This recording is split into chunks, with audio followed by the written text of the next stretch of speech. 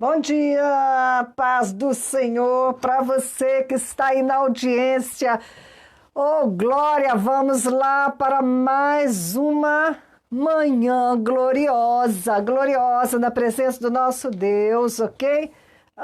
Estamos aqui no Face Live. Bom dia a vocês que já estão chegando no Face. Bom dia para você que vai estar nos assistindo no canal do YouTube, Márcia Entre Nações, ok? Você também pode estar comigo às terças-feiras ouvindo o nosso podcast, que é também Márcia Entre Nações. Bom dia, Denise, a paz do Senhor.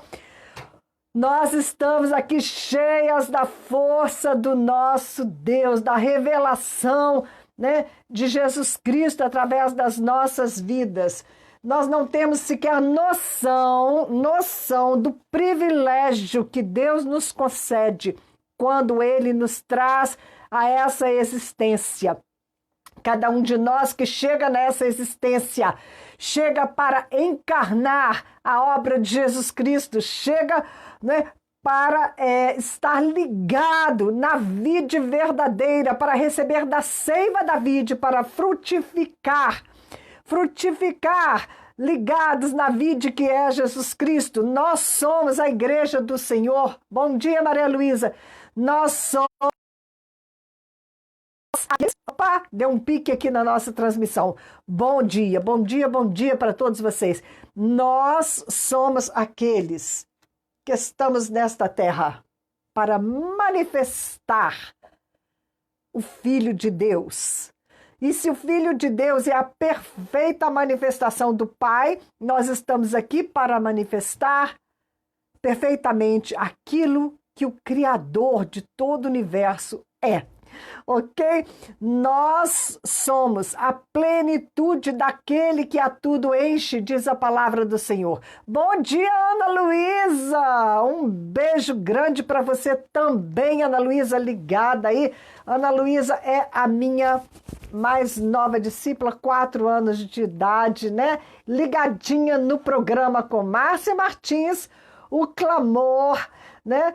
Neste microfone aqui, soando a trombeta de Deus, Salmo 147. É bom cantar louvores ao nosso Deus, é agradável e certo louvá-lo. O Senhor Deus está construindo de novo Jerusalém, Ele está trazendo de volta o seu povo. Cantem hinos de louvor ao Senhor, toquem músicas na lira em louvor ao nosso Deus.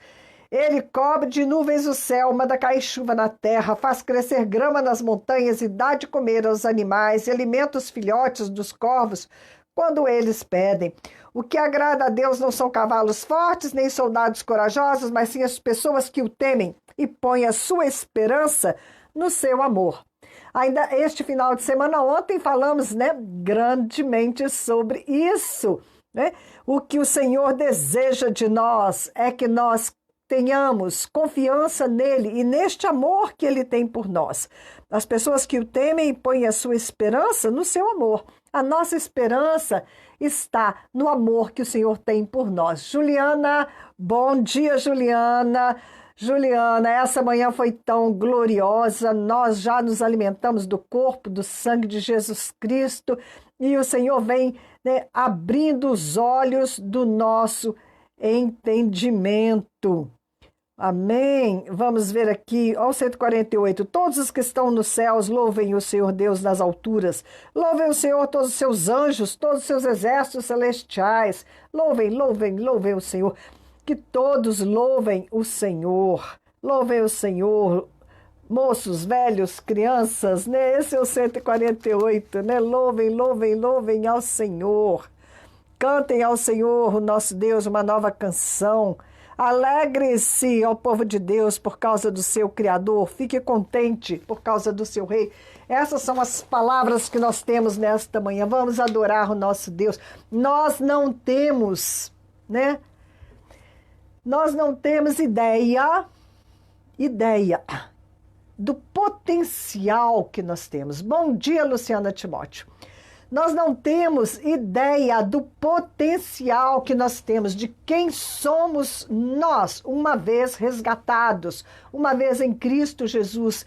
Nós precisamos desta revelação, Porque quando a palavra diz lá em Coríntios que o Deus deste século, que é Satanás, ele cegou. E século quer dizer aqui desta era, tá? Desse tempo que nós estamos vivendo dentro da história eterna de Deus, né? O homem, ele acha que quando ele começou a existir, todas as coisas começaram a existir do momento que passamos a existir. E não é assim. A história de Deus é eterna, do que a gente possa pensar, e nós entramos nessa história. Basta ver, né, uma criança, ela acha que do momento que ela nasceu, o mundo passou a existir, e do momento que ela começou a aprender e descobrir as coisas passaram a existir. E não é assim, né? Realmente, como humanidade, como homens, né? Hoje, né, nós temos a quântica, que é uma física, uma ciência, né, da física, está explicando muita coisa, e as coisas, elas não existem muitas vezes por si mesmas, elas passam a existir, a ter sentido do momento que elas são observadas. Então, nós não vemos as coisas como elas são, nós vemos as coisas como nós somos. Isso é algo assim muito tremendo, né? Seja feito segundo a sua fé, né? O nosso poder criador está ligado ao nosso entendimento, ao poder da nossa fé.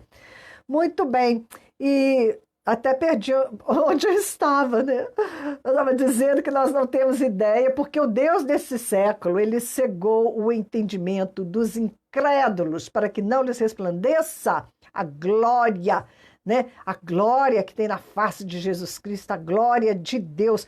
Então, quando a gente lê essa palavra que o Deus deste século cegou o entendimento dos incrédulos, você fala assim, não, eu não sou incrédulo, eu já criei, Jesus já me salvou, mas nós ainda somos muito incrédulos com relação a muitas verdades da palavra de Deus. Nós ainda somos muito cegos com relação a esta glória do Senhor que está sobre as nossas vidas.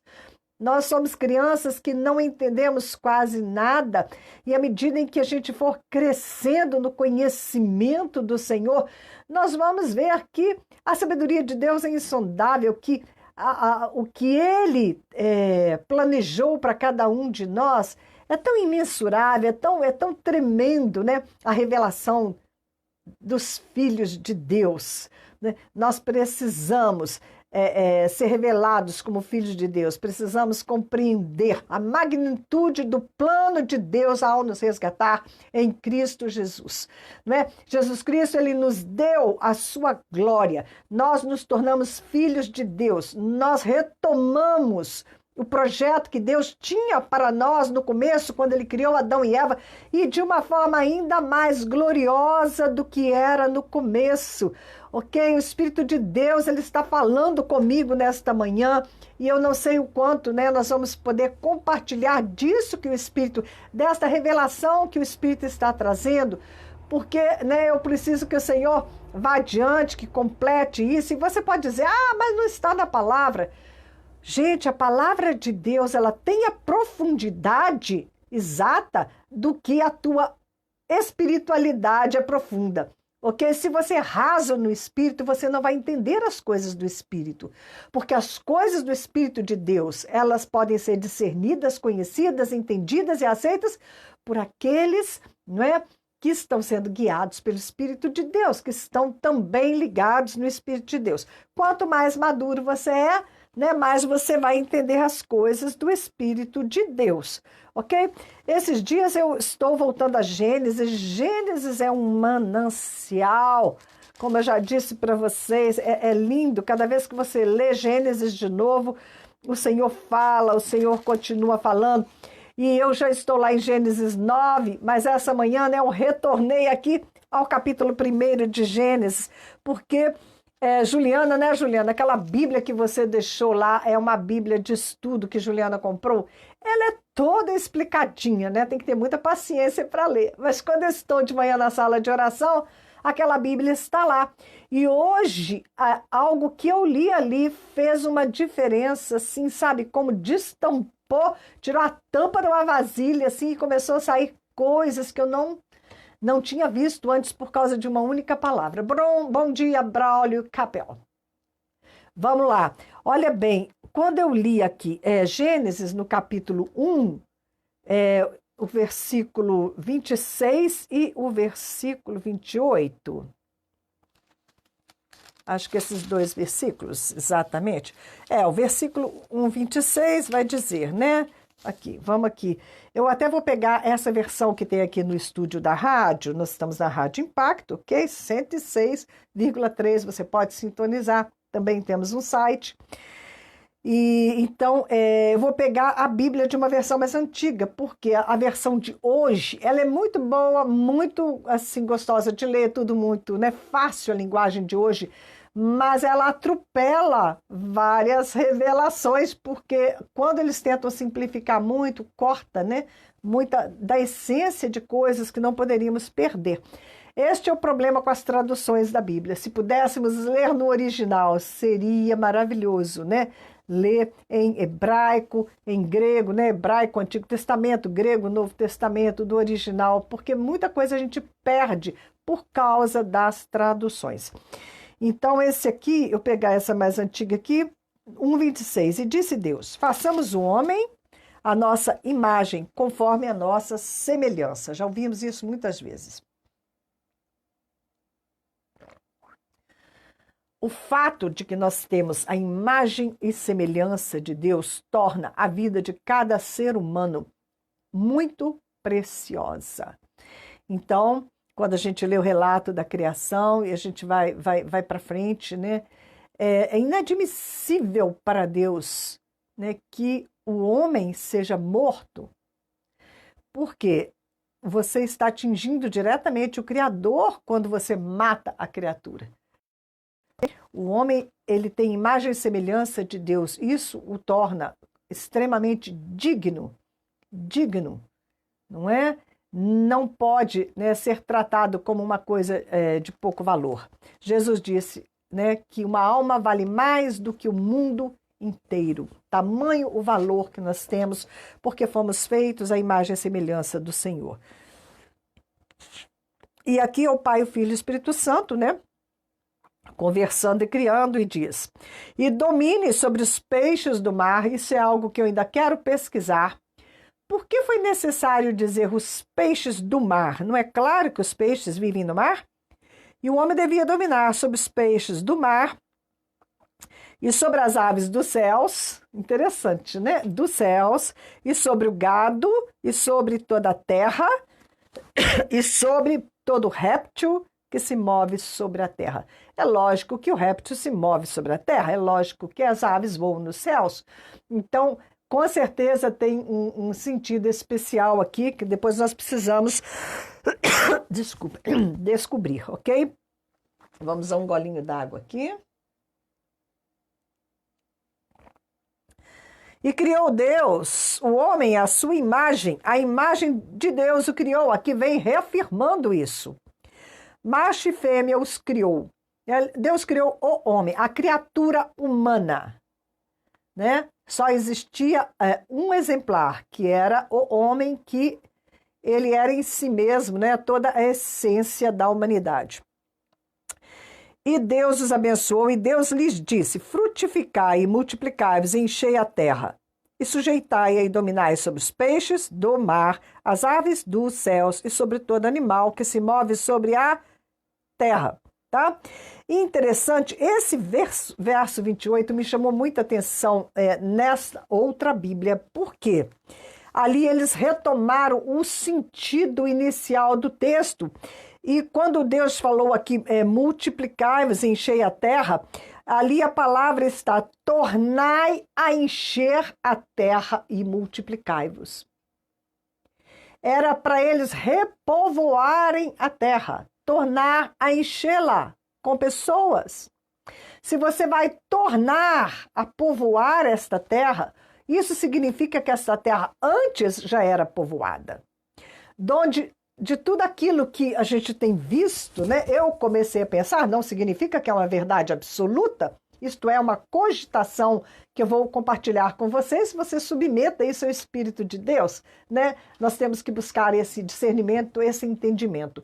Mas por tudo que eu tenho visto, né, me parece que Lúcifer era um anjo que foi colocado, né, sobre o território aqui do planeta Terra, estava sobre o domínio dele.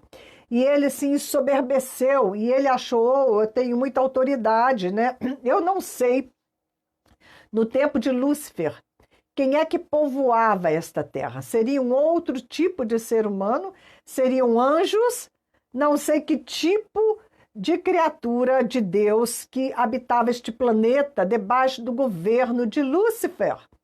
E ele se exaltou, porque nós temos textos em Isaías e Ezequiel que dá esta impressão, né, de que ele, como rei de Tiro, né, refere-se a ele como rei de Tiro, inclusive ele tinha, né, um governo, ele mandava, não é?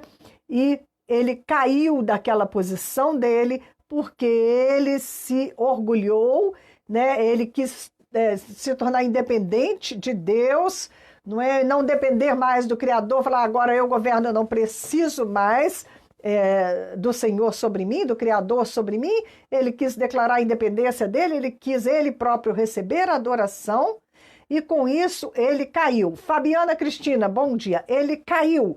E quando ele caiu, houve batalha entre os anjos de Deus e os anjos que estavam nessa rebelião com Lúcifer. E esta batalha foi o que possivelmente danificou a criação de Deus, destruiu a terra. A terra se tornou em caos, sem forma e vazia. Então nós temos o primeiro versículo, né, que vai dizer: no princípio Deus criou os céus e a terra, né? Deus criou todas as coisas. E depois o segundo versículo: e a terra era sem forma e vazia, tem o sentido de que ela se tornou sem forma e vazia. E havia trevas sobre a face do abismo, né? Não havia luz, não havia atividade criadora, apenas o Espírito do Senhor pairava ali sobre a face das águas, sobre a face do abismo. A terra estava em caos e escuridão, não tinha vida nela, não é? Como que se Deus, né, tivesse se afastado, mas ali o Espírito do Senhor veio e ele estava pairando, ele começou a pairar e gerar algo novo, até o momento em que o Pai, o Criador, veio e disse: haja luz. E esta luz, nós sabemos que era Jesus Cristo que estava, né, a palavra do Senhor Criadora, antes da fundação do mundo, não é? Então, quando esta terra que estava em caos, Deus vai refazer, vai colocar ordem, né? Deus começa a separar, Deus, né, ele vai separando, aqui, ali, ele não está criando, ele está fazendo separação, né, organizando, água ali, terra seca aqui, não é? E aí ele diz: produza erva verde, ali que começa, o processo de criação começa. Olha bem, no verso 10, quando surge a terra seca, que é a terra, né, o ajuntamento das águas era os mares. Aí no 11 diz assim: e disse Deus: produz a terra erva verde que dê semente, árvore frutífera que dê fruto, segundo a sua espécie, cuja semente esteja nela sobre a terra, e assim foi. Ali começou a vida de Deus gerando vida. As primeiras coisas foram a erva verde, as árvores frutíferas, foi a natureza. A primeira manifestação da vida de Deus novamente, né? Primeiro ele só estava ali organizando, separou as águas até que surgiu a terra seca e ali começou, né? A natureza que tem vida começou a surgir ali.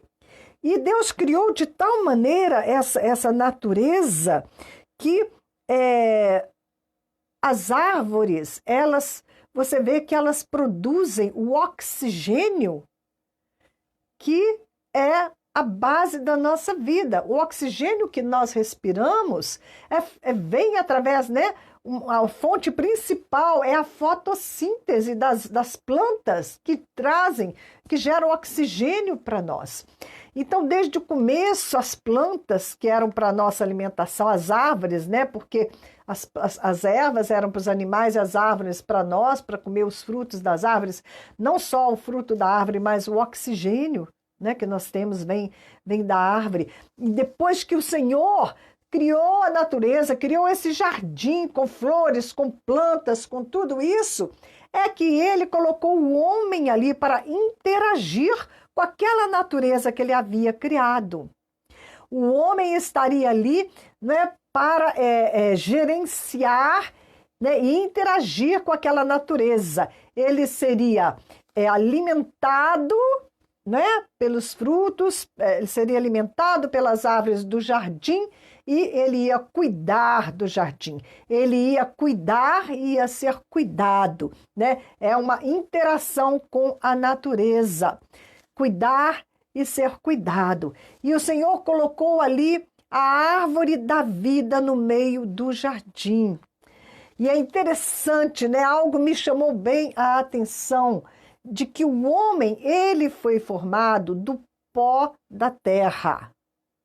E como pó da terra, né, é uma substância, são elementos que reagem e que eles, né, o pó da terra não é algo eterno, né, ele vai fazendo reações químicas. Bom, não é algo eterno, né, porque inclusive a terra é apenas, né, algo criado por Deus ali. Bom, muito bem, este homem, ele comia da árvore da vida. E ao se alimentar da árvore da vida, diariamente ele ia recebendo vida eterna daquele fruto daquela árvore, porque ela era a árvore da vida, porque ela provia vida para o homem. Se o homem se alimentasse da vida daquela árvore, ele ia se manter vivo, não é? Hoje, nós sabemos quem era aquela árvore da vida, era o próprio Senhor Jesus Cristo, que quando ele vem em João 15, ele fala para nós ali, né? No João 15, eu sou a vide verdadeira, vocês são os ramos, vocês se alimentam da minha seiva. Se o galho parar de receber da minha seiva, ele seca, ele vai ser descartado. Quando Jesus olhou para aquela figueira, né, lá em Israel, ele foi buscar fruto, na figueira não tinha fruto, ele falou que você seque agora, né? Porque aquela árvore devia dar fruto, e o fruto daquela árvore ia alimentá-los, ia provê-los de vida. E se uma árvore não cumpre a sua função de gerar vida, não é? Ela não tinha por que viver, ela ia secar, porque a natureza tem que interagir com o homem, a natureza serve o homem serve a natureza, ok? A natureza abençoa o homem abençoa a natureza, e aquela árvore estava fora do projeto de Deus. Ela não forneceu fruto. E Jesus, como ali uma mensagem profética muito forte, falou, você vai secar. E ela secou desde a raiz. Aquela árvore perdeu o propósito dela, ok? E eu fico pensando, né? Aquela árvore da vida estava ali no jardim nos alimentando. Diariamente, o homem comia daquela árvore da vida e ele se mantinha vivo. E ele era renovado. E Jesus, que era esta árvore da vida, hoje, né, nos tempos da igreja, e nós estamos aí atropelando, né, toda a revelação, mas já vou fazer o vínculo disso com vocês, quando nós tomamos a ceia do Senhor, não é? Nós estamos nos nutrindo da árvore da vida. Ele estava ali pregado com os braços no madeiro, né? A cruz é uma árvore estilizada e Jesus estava ali na cruz porque ele é a árvore da vida, ele que provê para nós esse renovo, esta vida eterna da qual nós temos que nos alimentar todos os dias. Então, quando Jesus ele institui a ceia, ele fala, né, toda vez que vocês reunirem, se alimentem de mim, não é? Eu quero que vocês façam isso e que vocês vão se lembrar da minha morte até que eu venha. Sempre me chamou a atenção, porque não é para lembrar da ressurreição que é a nossa vitória, não. Ele chama a atenção que é para lembrar da morte dele até que ele venha, porque lá em João 6 ele fala, coma de mim, porque aquele que se alimenta de mim por mim viverá. Come o meu corpo, bebe o meu sangue, porque aquele que se alimenta de mim, por mim viverá. Assim como eu vivo, porque o Pai vive em mim, vocês viverão, né, se vocês comerem de mim, da árvore da vida, não é? Mas quando, né, nós pregamos Jesus lá no madeiro, nós matamos o autor da vida. O autor da vida, que é a árvore da vida, que era a nossa provisão de vida eterna. Quando é que nós matamos o autor da vida? Jesus morreu por nós, antes da fundação do mundo, lá no começo, quando nós abandonamos no jardim a árvore da vida. Não é? Nós quebramos essa interação entre o homem e a natureza. Nós nos alimentamos da árvore do bem e do mal. A nossa natureza foi completamente mudada. Nós fomos para uma outra fonte de energia. Nós começamos a receber o Espírito, a energia, não é? A vida caída que emanava de Satanás, não mais a vida do Filho de Deus, não mais a árvore da vida que Deus providenciou. Então, quando nós abandonamos a árvore da vida, nós matamos o autor da vida lá no jardim, não é? Num sentido de que nesta dimensão aquela árvore morreu. Nesta dimensão, a árvore da vida morreu, porque ela não podia mais jorrar a vida dela, ela perdeu, né, o sentido de gerar vida para nós. E justamente, juntamente com a árvore da vida, não é? Toda a natureza caiu e foi entregue à vaidade. O que é a vaidade? A inutilidade. A natureza perdeu a função dela, não é? Que era alimentar o homem. E nós temos cada dia mais nos desligado da natureza. Satanás botou o homem apinhado nas cidades. Desde Gênesis 11, quando ele botou todo mundo lá para construir a Torre de Babel, nós fomos, né? Desde Nimrod, aí eu quero entrar numa outra coisa aqui com vocês. As cidades, elas não são, né? Não é o plano de Deus, porque nos afastou da natureza, a interação do homem com a natureza, que nós recebemos a energia das plantas, o oxigênio das plantas. E o que aconteceu com a natureza? Durante a noite, ela libera veneno, libera gás carbônico. Ok? Que é venenoso. A gente não deve dormir com plantas no quarto, porque à noite a fotossíntese inverte. E elas liberam o gás carbônico, não mais oxigênio. Na noite, a noite fala de Satanás, da obra das trevas. Elas então caíram também no domínio de Satanás, e durante a noite, enquanto elas não estão iluminadas pelo sol da justiça, elas liberam veneno, liberam gás carbônico durante o dia, sim, né? Debaixo da proteção, debaixo da influência do sol, que representa a influência de Jesus Cristo, o sol da justiça, elas liberam oxigênio para nós, ok? Mas então, se nós vemos o texto de Romanos 8, vai falar isso aqui, olha.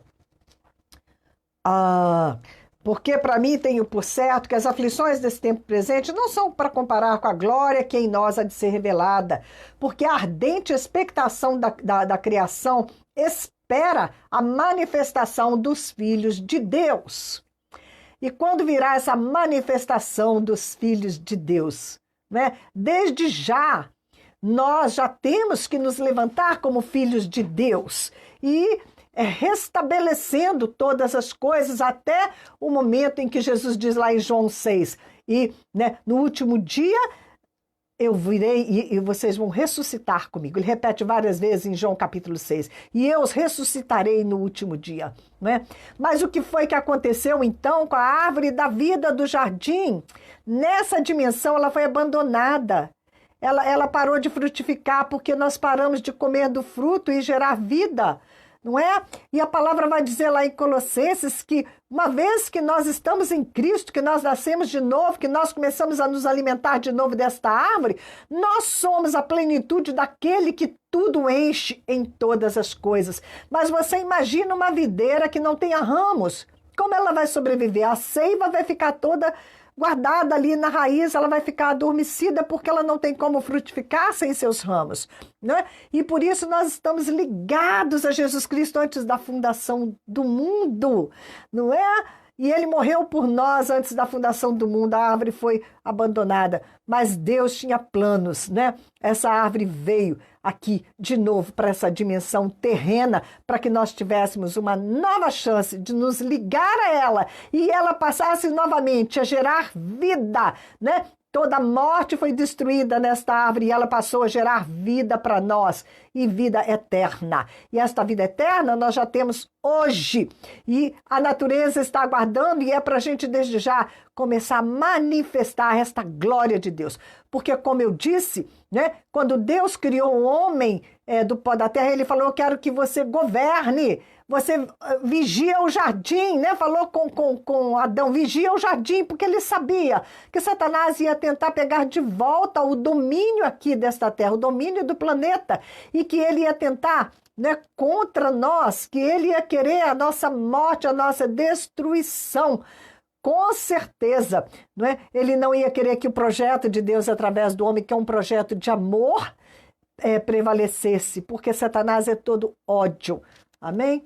Mas nós vamos aqui, vamos, Romanos 8, porque a criação ficou sujeita à vaidade, não por sua vontade, mas por causa do que a sujeitou, ok? A criação, ela perdeu o propósito dela porque interagia com o homem. E assim como o homem perdeu o rumo, perdeu a finalidade, porque o pecado, ele danifica o homem de tal maneira, o pecado é você perder o propósito de Deus.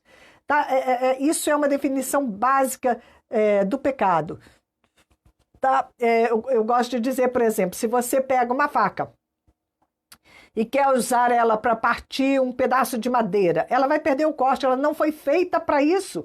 Você atentou contra o propósito daquela faca, que era partir um pedaço de pão. E ela vai ser danificada, e ela não vai servir mais nem para partir o pedaço de pão. Para nada ela vai servir. Então Jesus, ele dá um exemplo: vocês são o sal do mundo. O sal, ele tem o propósito de salgar. Se ele perder a finalidade dele, não presta para mais nada, pode ser jogado fora e ser pisado pelos homens. Então essa é a definição inicial de pecado. Você perde o propósito daquela coisa, não é? E quando o homem pecou, a primeira coisa que ele fez foi perder o propósito dele, que era a comunhão com Deus, que era aquela relação de amor com o Pai, não é? E ao perder seu propósito, de cara, ele modificou o propósito da natureza. As árvores que eram para oferecer proteção, alimento, vida para ele, se tornaram lugar de esconderijo. Ele se escondeu no meio das árvores. As árvores não foram feitas para esconder o pecado do homem. Ele pegou uma folha de uma árvore e ele pegou... Bom dia, Giane, bom dia, querida. Ele pegou uma folha de uma árvore e tentou esconder a nudez. Lembra que ele pegou a folha? Foi da figueira, não é isso? Tentando usar... A árvore não era para esconder o pecado do homem. A árvore não era para, né, ser esconderijo porque ele estava com medo e fez coisa errada. Não era esse o objetivo da natureza. E a partir dali, o homem mudou sua relação com a natureza e danificou a criação de Deus. O pecado vai danificando todo o propósito da criação de Deus. Deus criou o homem, depois criou a mulher, homem e mulher os criou. E ele, né, trouxe Eva para Adão. E o próprio Deus celebrou o primeiro casamento, o primeiro matrimônio. Deus trouxe Eva para Adão e abençoou o casal. Ele celebrou o primeiro casamento, a primeira união conjugal. E agora o que Satanás quer fazer? Danificar, não é? Fazer com que o casamento seja feito com homem, mulher com mulher, danificando o projeto inicial de Deus, e isso é pecado.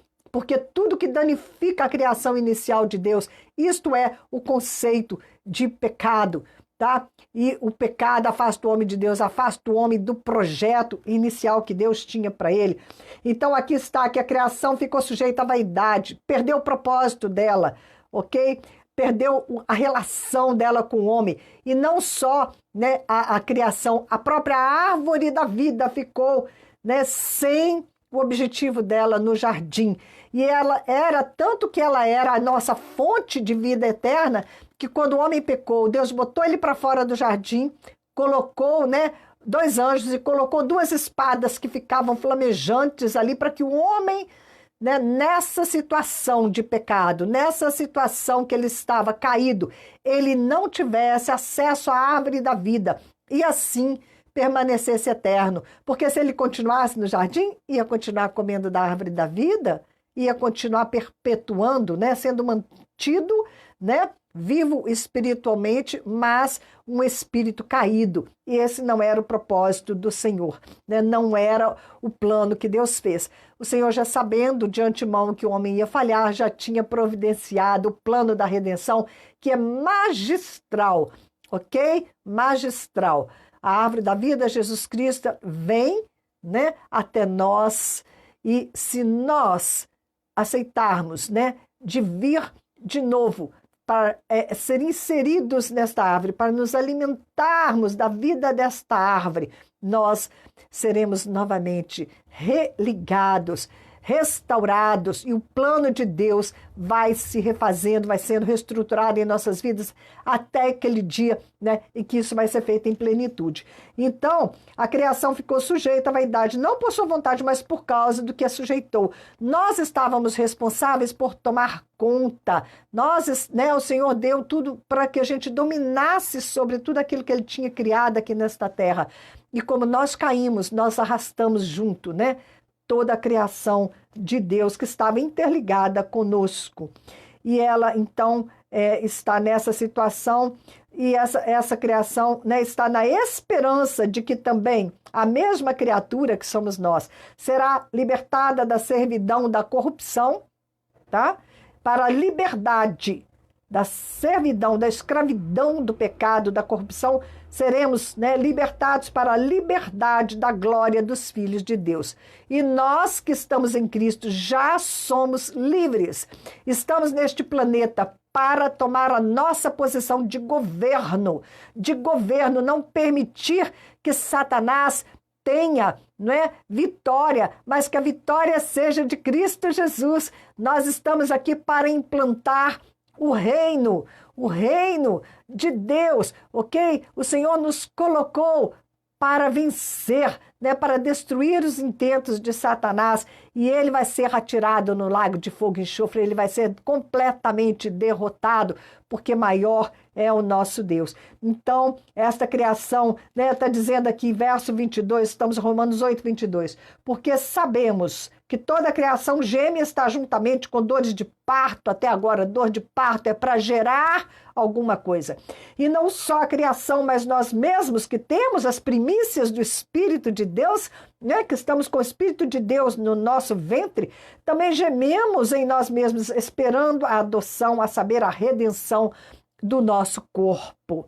Porque em esperança nós somos salvos imediatamente, né? Tomamos posse desta esperança, uma esperança que não mente, porque está fundada no amor incondicional e eterno de Deus. Ok? Mas se esperamos o que não vemos, com paciência o esperamos, e da mesma maneira o Espírito nos ajuda, né? E ele geme, ele está gerando algo novo, ok? Porque os que antes conheceu, também os predestinou para serem conformes à imagem de seu Filho, a fim de que ele seja o primogênito entre muitos irmãos, e os predestinou, os que predestinou chamou, também justificou, e esses também glorificou. Nós estamos glorificados. Nós temos a glória do Deus vivo. E o Deus deste século tem cegado o nosso entendimento para que a gente não enxergue a obra que Deus fez, o que nós somos nesse mundo. A palavra diz, assim como Cristo é, somos nós neste mundo. Nós somos os galhos da videira, nós estamos de volta no jardim, recebendo a seiva da árvore da vida. Nós somos para o louvor da glória de Deus. Não é? Nós precisamos sair de debaixo do engano de Satanás, nós precisamos nos apropriar da nossa identidade de filhos de Deus e manifestar a glória de Deus e manifestar a nossa nova natureza de filhos de Deus neste mundo. Isso é o que o Pai espera de nós. Isso é o que Deus espera de nós, que a gente se levante, não é? E que a gente realmente levante conosco a redenção de Cristo Jesus, a manifestação de Cristo Jesus neste mundo, porque ele já derrotou o Deus deste século, ok? E nós fomos criados para o louvor da glória de Deus, para expulsar de uma vez por todas o usurpador, aquele que teve a ousadia de se levantar contra o Criador. Né? Por isso o diabo odeia tanto a humanidade, quer tanto destruir a humanidade. E o que o Senhor fala lá em Oséias 4,6, o meu povo perece porque lhe falta entendimento. Porque o dia que nós acordarmos e nos apropriarmos disso, do poder de Deus que está dentro de nós, conforme Paulo fala, o Espírito do Senhor está dentro de você, o mesmo Espírito que ressuscitou a Cristo dentre os mortos. Este Espírito de Deus que tem todo o poder habita dentro de mim, habita dentro de você. Jesus disse, eu vim para que vocês tenham vida e a tenham em abundância. Nós não temos mais nada com a morte, não temos mais nada com a queda. Nós estamos inseridos no plano de redenção. Nós estamos caminhando para a completação da obra de Jesus Cristo, a manifestação completa da glória de Deus, a revelação dos filhos de Deus que vão assumir o lugar, né, de Satanás com seus anjos caídos, que no Antigo Testamento eles eram chamados, né, filhos de Deus também, eles eram considerados, né, mas Deus, ele, né, fez agora uma nova criatura, o homem, que é a imagem e semelhança dele. Né? Deus aperfeiçoou a sua criação. Nós somos, né, estamos inseridos em Jesus Cristo, segundo Adão, que é o espiritual. Gente, a obra de Deus nós precisamos compreender, nós precisamos entender, nós precisamos tomar posse, né, dessa glória de Deus sobre as nossas vidas. O homem na ignorância é algo muito triste. Olha bem, vou compartilhar com vocês sobre um festival, mudando completamente de assunto, ok? Mas para vocês verem como o diabo engana e escraviza a humanidade. A Índia, o país da Índia, tem 1,5 bilhão de pessoas. E o Nepal, mais 300 milhões, ok? Eles começaram a festejar, coisa de 2, 3 dias para trás, o mês dedicado à adoração do deus Shiva, ok? Desse 1,5 bilhão de hindus, você pode pôr mais de 1 bilhão, crê nesse Deus Shiva, e durante esse mês vai estar levantando adoração a esse Deus. A maioria dos filhos homens, né, hoje na Índia, tem mais homem do que mulher. Por quê? As mulheres, elas não herdam propriedades, só os homens que herdam as propriedades das famílias. E a mulher, para casar, para dar continuidade, né, àquela família, ela precisa pagar um dote muito grande. Ela dá dinheiro, a família da noiva dá dinheiro ao noivo, dá propriedades a ele, aos irmãos dele. O dote da noiva é riquíssimo, paga a festa de casamento. Então as famílias, quando tem uma filha, elas começam a juntar dinheiro para casar a filha no futuro, não é? E aquela filha não herda nada. Então, o que está acontecendo? Lá na Índia, eles vêm fazendo já há muito tempo o aborto seletivo. Por isso que é proibido fazer teste, tá? Para ver se a mulher vai nascer menino ou menina, porque se for menina, eles abortam. Se nascer a menina, ainda criança, eles matam as meninas, tá? Porque as famílias não querem meninas. Então, tem mais homem do que mulher, tá?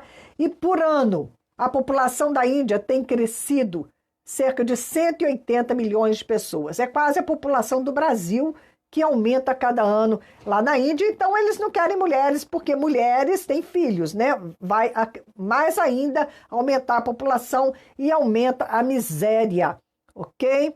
Eles acham a culpa da mulher, né? De ter mais filhos, então vão matar. A Índia é o terceiro país, maior país islâmico no mundo. Eles têm 155 milhões de muçulmanos. Mas mesmo assim ainda sobra, né, mais de 1 bilhão de hindus cultuando esse deus Shiva nesse mês. Cristãos lá na Índia são cerca apenas de 2% da população. A miséria lá é enorme, né? Por isso também eles não querem mais gente. 35% vive com menos de $1 por dia, ok? É uma pobreza crônica, é horrorosa. Eu fui nas favelas lá, eu falo para vocês. A situação na Índia é caótica, tá? E deixa eu ver aqui o resto desta informação, gente, onde eu coloquei aqui. Porque eu quero falar para vocês desse festival, né, que está acontecendo durante esse mês. O que que eles fazem? Nossa, não sei onde eu botei não, tá? Mas eu vou falar para vocês que o meu tempo aqui está acabando, tem que falar bem rapidinho. Esse mês, principalmente as mulheres, estão jejuando. Jejuam assim, mas jejuam para valer, jejuam muito, só vestem roupa vermelha, amarela e verde durante o mês inteiro, porque eles creem que esse deus Shiva, ele é o deus da fertilidade, né? E é o deus assim que vai arrumar marido para as mulheres. Então as solteiras, né, fazem um monte de rituais, um monte de coisas para conseguir um bom marido. As casadas, elas adoram os seus maridos durante esse mês. Então, no final do dia, o marido chega do trabalho, elas preparam, né, oferendas com incenso, com frutas, leva para ele, leva uma bacia com água, lava as pernas e os pés do marido e bebem aquela água num sinal de submissão, de adoração ao marido, para que os deuses conservem o marido vivo, né, porque elas dependem desse marido para sobreviver, ok? E então essa adoração ao Deus Shiva explode de prostituição nesse mês, separação de casais, como que fala, gente? Toda hora eu esqueço aquele negócio na internet, que eles ficam vendo coisas que não podem na internet. Toda vez eu esqueço essa palavra, prostituição mesmo, né? E, enfim, vocês sabem o que é. Todos esses pecados na área do sexo, né? É um tormento para os cristãos, eles são assediados por esses demônios, não é? Porque um mês, mais de 1 bilhão de pessoas na Índia e no Nepal, adorando esse capeta Shiva, gente. Então, os meus amigos do Nepal, da Índia, eles estão pedindo que a gente possa interceder pela igreja no Nepal, interceder pela igreja na Índia, porque vocês imaginam, Deus tem um projeto sensacional, maravilhoso para a humanidade. E essas milhares, bilhões de pessoas estão enganadas pelo diabo, fazendo esse tipo de coisa, ok? Eu lembro lá no Nepal que eu fui orar por uma moça, Deus estava fazendo um avivamento tremendo e começou a chegar pessoas, e chegou essa moça hindu, ficou do lado de fora até que ela entrou, né? E ela foi me contar como é que era a adoração aí, esse Deus. Eles têm lá um obelisco, um obelisco, em pedra, esculpida os órgãos genitais masculino e feminino. E desce água daquele lugar, e eles bebem daquela água, né, que desce do pênis estilizado e de uma vagina estilizada. Gente, os órgãos ali, eles adoram, se esfregam naquilo. É uma coisa pornô, né? É quase um filme pornô.